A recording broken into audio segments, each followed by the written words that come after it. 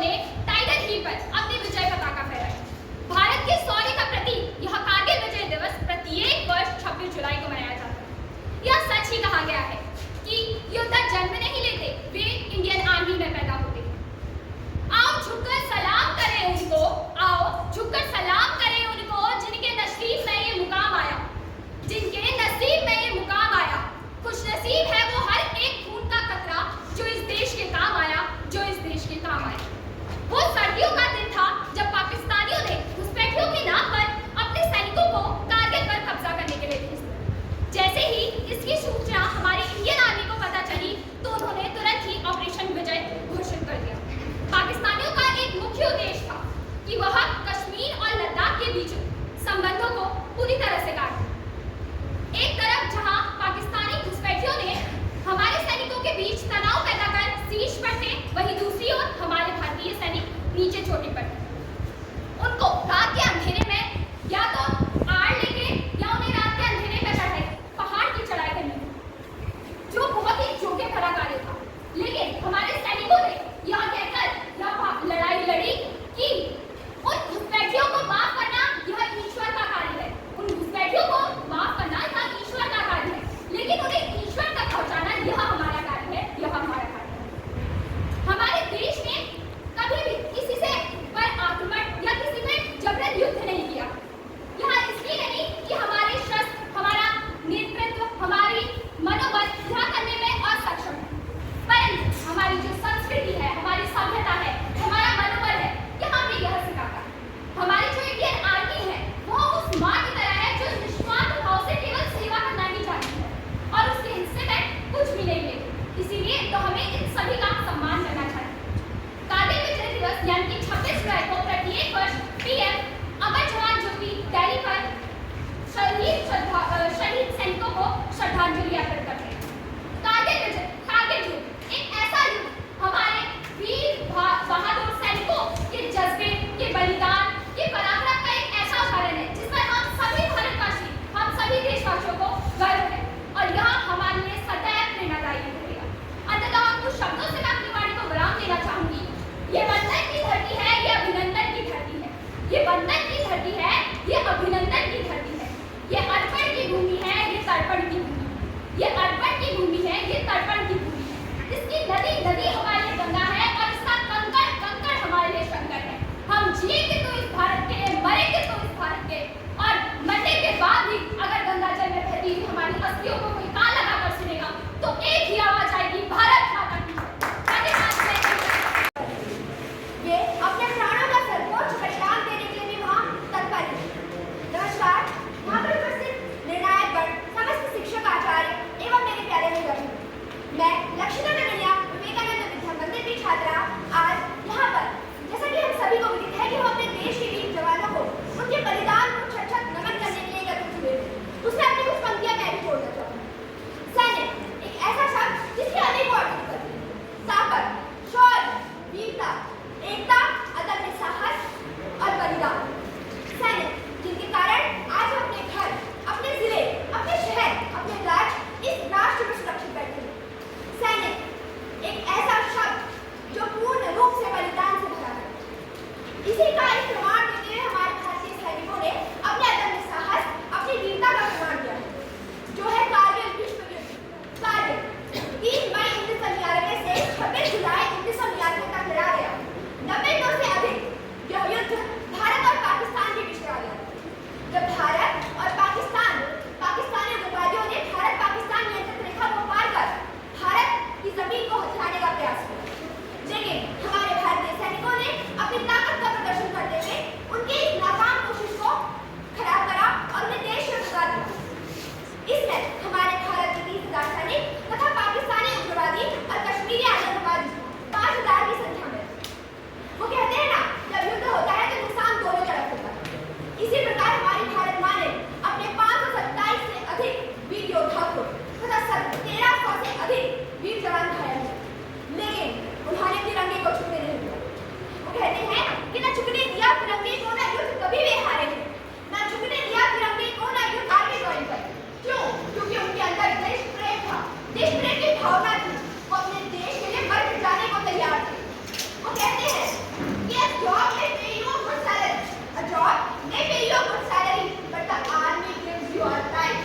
And that's a fact. The army gives you a life. Army आपको जीवन प्रदान करती है. अब मैं मनोज कुमार जी की कुछ पंक्तियां बोलूंगी कि if death strikes me before I prove my blood, if death strikes me before I prove my blood, I promise you I will kill them. अगर मौत मेरे खून को साबित करने से पहले आ जाती है, तो मैं कसम खाता हूँ कि मैं मौत को भी मार देऊंगा. अंततः मैं बस इतना कहूँगी कि हमारे बलिदानियों को, हमारे देश के वीर नागरिकों को हमें नहीं भूलना चाहिए, उनके बलिदान को याद रखना चाहिए. अभी तो कुछ इन लाइनों से मैं अपने वाणी को विराम दूंगी कि यही भारत के शूरवीर हैं, यही भारत के वीर जवान, यही भारत के शूरवीर हैं, यही भारत के वीर जवान, तिरंगे में खुद को सुखद पाते ये भारत के अमर जवान. धन्यवाद. जय हिंद, जय भारत.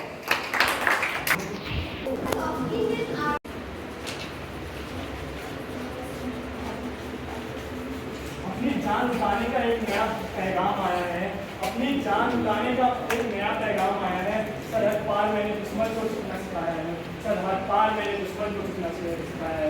यही शब्द दोहराता हुआ भारतीय सैनिक हरदम 24 देश की रक्षाओं में लगा हुआ रहता है. आज की पवित्र भूमि पर ऊपर से सभी गुरुजनों, छात्र छात्राओं को मैं ऋतुराज नमन करता हूँ. साथियों, जैसा कि आप सभी लोगों को विदित होगा कि आज हम यहाँ सभी लोग सीमा के सभी पहले विषय पर एकत्र विषय पर अपने शब्दों को रखने के लिए एकत्र हुए. साथियों, भारतीय सेना वो सेना है जिसके शौर्य और पराक्रम के किससे पूरे विश्व विख्यात है, जिसका इतिहास स्वर्णिम अक्षरों में लिखा गया है. भारतीय सेना वो सेना है जो अपने बलिदान के लिए जानी जाती है. भारतीय सेना वो सेना है जो -60 डिग्री तापमान में भी नजर जाती है. भारतीय सेना वो सेना है जो हड्डियां गला देने वाली है.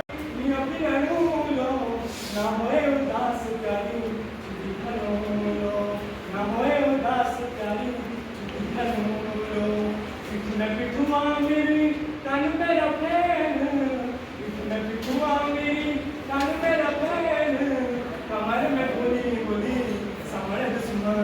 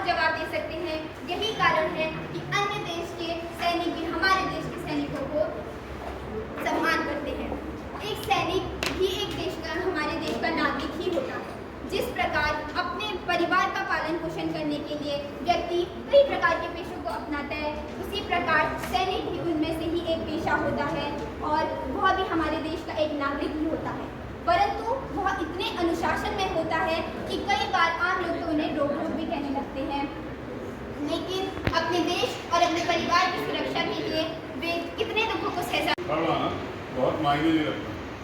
जो भी बच्चे यहाँ पर आए या अपने विद्यालय से जब आप यहाँ को कदम बढ़ाते हैं प्रतियोगिता में प्रतिभाग करने के लिए, तो आप में आपका आत्मविश्वास वैसे ही बढ़ जाता है.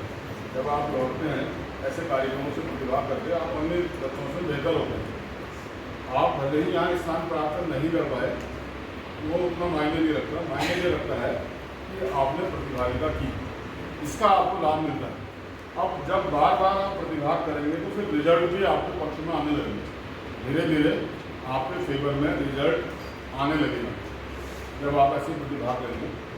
आपने ये बोला कि देखिए हम जिस प्रदेश में रह रहे हैं उत्तराखंड राज्य, ये आपदाओं की दृष्टि से अत्यंत संवेदनशील है।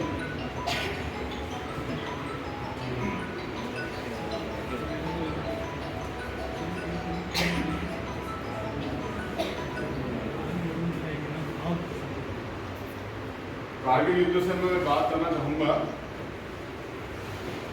यहाँ भारतीय सेना के गौरवशाली इतिहास के बारे में आप सब बोल सकते हैं। टीवी में देर में आया, उत्तराखंड में सेना में भर्ती होना खाली एक रोजी रोटी का साधन नहीं है। यहाँ सेना में भर्ती होने का मतलब है एक त्याग, बलिदान, राष्ट्र प्रेम की एक गौरवशाली परंपरा रही है। हमारे देश ने जितनी भी लड़ाइयाँ लड़ी हैं, चाहे 1965 की लड़ाई हो, 1971 की लड़ाई हो या 1962 की लड़ाई है, तो ये प्रतियोगिताएँ हैं। हम हृदय से आत्मसात करें उन फौजियों का बलिदान। तो हम संकल्प लें कि जब हम अपने व्यवहार में क्या कर सकते हैं, अपने व्यवहार में जब हम आपस में वार्तालाप करें, आपस में गाली गलौज में करें, अच्छे ढंग से बोले। टंगड़ियाँ ये है विवेकानंद विद्या मंदिर की। दूसरा है ज्योति जोशी, अक्षर 11, ये है विवेकानंद की एक। और निष्ठा भट्ट आनंदी अकेडमी, ये 3 बच्चे फर्स्ट सेकंड थर्ड हो गए। निबंध में फर्स्ट है तानिया केतवाल, कक्षा 11, प्राची कोहली कक्षा 8 और विक्रम कुमार थर्ड है, जीआईसी मंडल सेरा। इसी प्रकार ड्राइंग में फर्स्ट है तुषार सिंह केतवाल, कंटीबाई पब्लिक स्कूल। और सेकंड है लक्ष्मी गोस्वामी, लवली गोस्वामी। और थर्ड है सिमरन फरसवान। ये 3 ही बच्चे, 9 बच्चे हमने बुलाए हैं। ये 9 बच्चों को वहाँ सम्मानित किया जाएगा। ठीक है, जीआईसी का सभी बच्चे चला